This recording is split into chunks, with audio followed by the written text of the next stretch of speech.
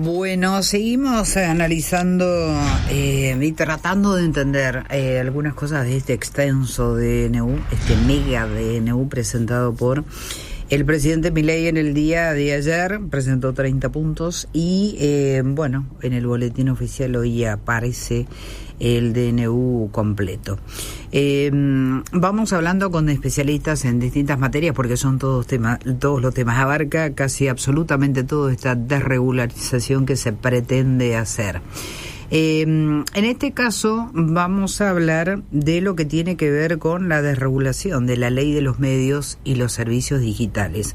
Y para ello estamos en comunicación con el doctor Martín Becerra, que es doctor en Ciencias de la Información, investigador principal del CONICET, profesor titular de la Universidad Nacional de Quilmes y también en la UBA, la Universidad Nacional de Buenos Aires. Él es especialista en medios de comunicación e industrias culturales. Muy buenas tardes, Martín. Mabel Echavarría soy. ¿Cómo está? Hola, buenas tardes. Bueno, nos interesa conocer su opinión con respecto a esto. ¿Qué es lo que cambia fundamentalmente? Bueno, son muchos los ítems que tienen que ver con el tema de comunicación. Cuéntenos primero su impresión y de lo que haya podido ver en el DNU, ¿qué nos puede decir? Bueno, el DNU modifica varias leyes que atañen al sector de comunicaciones y además deroga alguna otra, ¿no? Uh-huh. Las que modifica son la Ley de Servicios de Comunicación Audiovisual de 2009, porque suprime los límites a la concentración de licencias de radio y de televisión a nivel nacional, uh-huh, y conserva límites a niveles locales, pero no a nivel nacional. Esto es inédito, esto no ocurre, por supuesto, ni en Estados Unidos, Alemania, Reino Unido. O sea, en todos los países que se invocan como modelo hay límites a la concentración de licencias audiovisuales. Claro. En este caso se derogan. Claro, acá teníamos una AM y una FM, se podría tener hasta eso. No, eso es a nivel local, que a nivel local eso continúa. Lo que elimina el DNU es la concentración de licencias a nivel nacional. Ah, ok. Uh-huh. Antes un grupo, según la ley de 2009, podía tener hasta 10 licencias. Uh-huh. Luego Macri elevó ese límite a 15 licencias y ahora ya no hay límite, directamente se suprime. Uh-huh.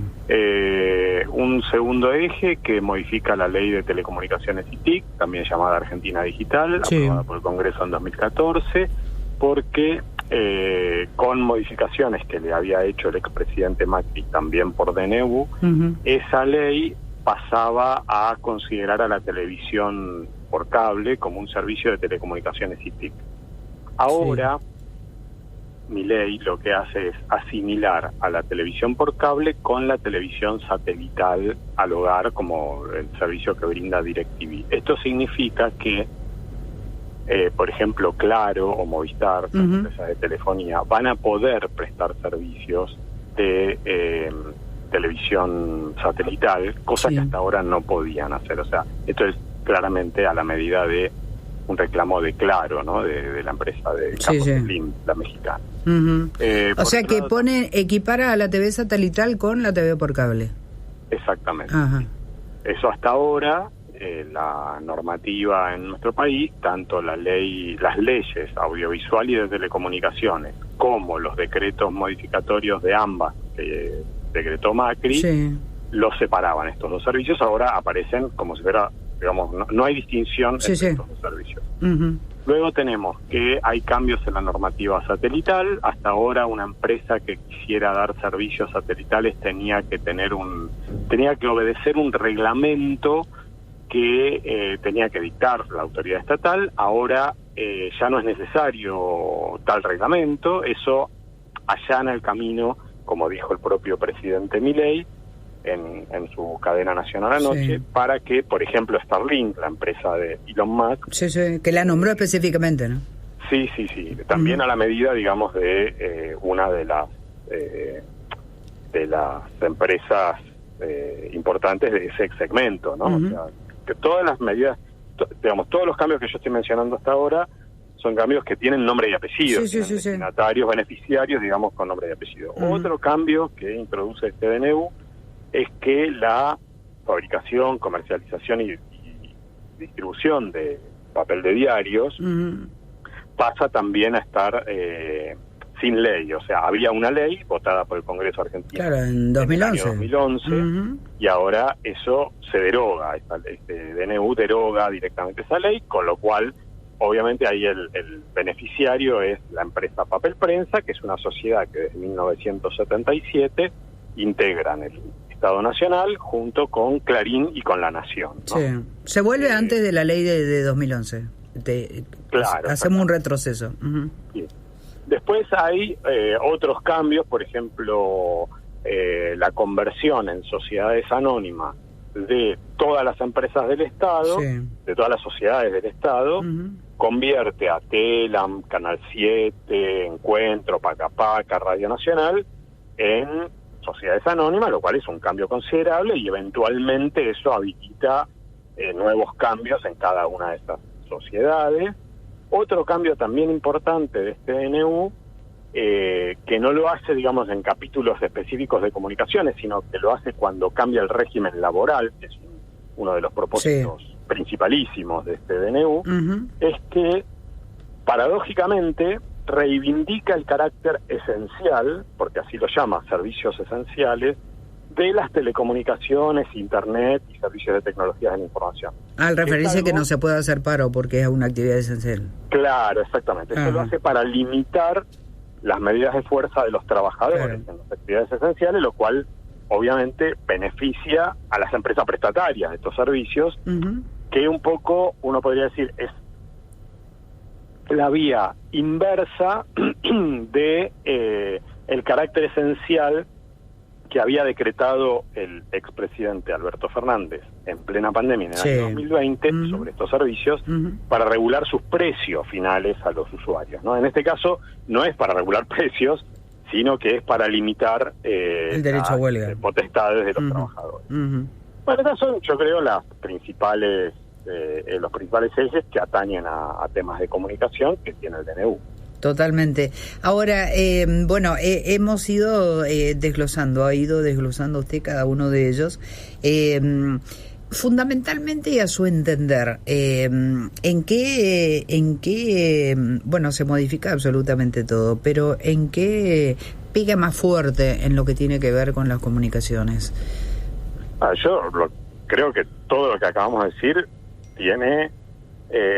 amplía la concentración de la propiedad de los grupos más fuertes, habilita una extranjerización de una parte de los servicios, permite cruce de actividades y eventualmente le pone el cartel de venta o liquidación o quién sabe qué, vaciamiento a los medios estatales. O sea, todos estos yo creo que son aspectos importantes. Por supuesto, soy consciente de que esto es lo que refiere a comunicaciones. El DNU tiene otros artículos y capítulos que van a pegarle mucho más fuerte al cotidiano de las personas que viven en nuestro país, por cuanto van a aumentar los servicios de salud, los precios de los alimentos, las condiciones de salubridad de alimentos y medicamentos. O sea, hay un montón de aspectos mucho más importantes que estos que estamos mencionando, pero estos, digamos, se van a trasladar también a el impacto en la vida de la sociedad,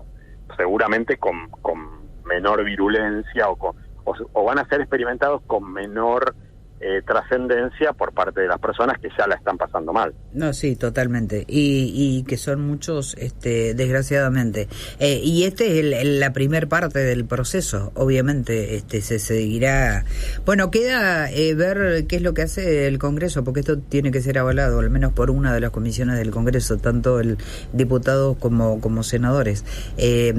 No, o sea, en realidad, y no lo trata diputados ni senadores, el decreto queda vigente. O sea, este es un esperpento que votó el Congreso en el año 2006, eso hay que recordarlo, porque la ley de DNU, la ley que regula estos decretos de necesidad de urgencia, fue definida por el Congreso Nacional en el año 2006. Yo me opuse, por supuesto, pero bueno, éramos muy pocos los que nos oponíamos en ese momento a medidas que disponía el oficialismo de aquel entonces, y acá estamos. Es decir,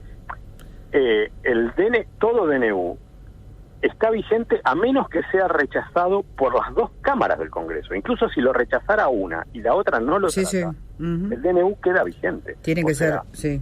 Tienen que ser las dos. Sí, es muy fácil para cualquier presidente regular o legislar por DNU. Bueno, como que lo han hecho muchísimo, desgraciadamente, y uno de esos casos es el que usted comentaba en 2006. Y bueno, lo ha hecho Menem mucho antes, aunque a partir de la reforma del 94 como que se reguló un poco también el tema de los DNU, porque es justamente eso, es un decreto de necesidad y urgencia, y está establecida la necesidad y la urgencia en la Constitución, pero bueno, desgraciadamente no se respetan y tampoco se cumplen algunas de las normas que tienen que ver con lo que sigue a un decreto de necesidad y de urgencia, ¿no?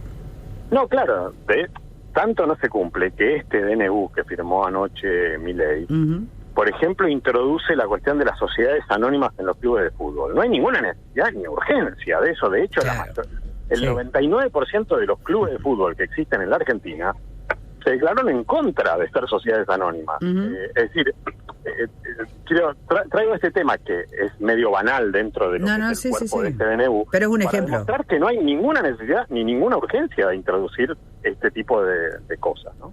No, totalmente, y es un buen ejemplo justamente. Casi como que en esta bolsa de 366 cambios, de los cuales 30 dio a conocer el presidente enumerándolos uno a uno en el día de ayer, pero en realidad son 366 de estas 80 y pico de páginas que tiene el decreto de necesidad de urgencia, que casi como que van todos, y bueno, si queda una parte ya está bien, ¿no? Sí, exactamente. Bueno, seguiremos analizando evidentemente porque, bueno, esto nos afecta, lo importante de entender de todo esto es que nos afecta absolutamente a todos de una u otra manera, ¿no? Sí, claramente afecta a toda la sociedad, restándole o menguando el ya deteriorado poder adquisitivo, y las prestaciones de servicios que ya están deterioradas, las va a deteriorar muchísimo más. De hecho, en el día de hoy se conoció que los prestadores de medicina prepaga piensan aumentar por lo menos un 50% sus precios. Pero claro, al liberar y que puedan cobrar cualquier cosa, obviamente, ¿no? Claro, o sea, ahí va a haber un efecto muy regresivo sobre la salud, por ejemplo, en este caso de la población, y por supuesto hay beneficiarios, como suele suceder cuando el Estado regula. O sea, esta es una re-regulación, para mí no es una desregulación. Eso es interesante. Es el Estado interviniendo, como ha sucedido en otras épocas de la Argentina. El Estado interviene a favor de los más fuertes y a los más débiles, que son la inmensa mayoría de la población de nuestro país, los deja inermes, digamos, en un gallinero al cuidado de los lobos. Esa es un poco para mí la síntesis. Bueno, eso es interesante de verlo, y de verlo de esa manera, porque bueno, el tema de la casta, que fue tan dicho en tema de campaña y demás, e inclusive en su alocución el presidente ayer habló de la casta política, diciendo que la casta es la que tiene la culpa de todo lo que está pasando, obviamente por haber llegado acá en esta situación económica, sin dejar de dar la razón en que bueno, el anterior gobierno y el anterior gobierno bueno, cada vez íbamos peor, ¿no? Sumando pobres y todo lo demás. Y eso para hablar de los últimos gobiernos, de Macri y de los Fernández. Pero evidentemente es un retroceso importante, pero es interesante eso, porque no se trata de una desregulación, sino de ese pensamiento que usted nos comentaba anteriormente. Sí, para mí claramente es una re-regulación, es como la ley de reforma del Estado del expresidente Menem. Lo que pasa es que en aquel momento, en 1989, cuando se aprobó esa ley, la aprobó el Congreso. O sea, por lo menos el expresidente Menem tuvo el decoro formal y el respeto constitucional de ir al Congreso de la Nación, donde diputados, senadores y los representantes del pueblo pudieron deliberar, tramitar, realizar modificaciones, objeciones en algún caso, y después salió una ley. En este caso, bueno, acá tendrá que pronunciarse, por supuesto, el Poder Judicial y el Poder Legislativo, porque diputados y senadores, entiendo yo, que deberían poder decir algo sobre esto. Es decir, muchas son leyes que emanaron del propio Congreso, me parece. Sí. En fin, que no digan nada. Mejor dicho, decir ya están diciendo, pero sí. Hacer algo. Acá es pasar del dicho al hecho, ¿no? No, totalmente. Que no hagan nada sobre esto, bueno, ya nos diría mucho al conjunto de la sociedad civil, ¿no? No, totalmente. Bueno, aparentemente se estarían reuniendo como para no avalar esto. Y bueno, después estaremos hablando también con un constitucionalista para ver desde el punto de vista constitucional si esto está avalado en un este mega paquete, porque o sea, se han hecho decretos de necesidad de urgencia, pero no con una inclusión de 366 cambios, ¿no? Claro. Bueno, Martín Becerra, ha sido un gusto charlar con usted. No sé si quedó algo que quiera agregar. No, por mi parte no. Muchísimas gracias por este contacto y buenas tardes. Buenas tardes. 48 minutos pasan de las 17. Era Martín Becerra, doctor en Ciencias de la Información, investigador principal del CONICET, profesor titular de la Universidad Nacional de Quilmes y la Universidad de Buenos Aires, hablando de varios cambios en este DNU anunciado en el día de ayer, pero fundamentalmente aquello que tiene que ver con la desregulación de la ley de medios y los servicios digitales. Hacemos una pausa y ya volvemos.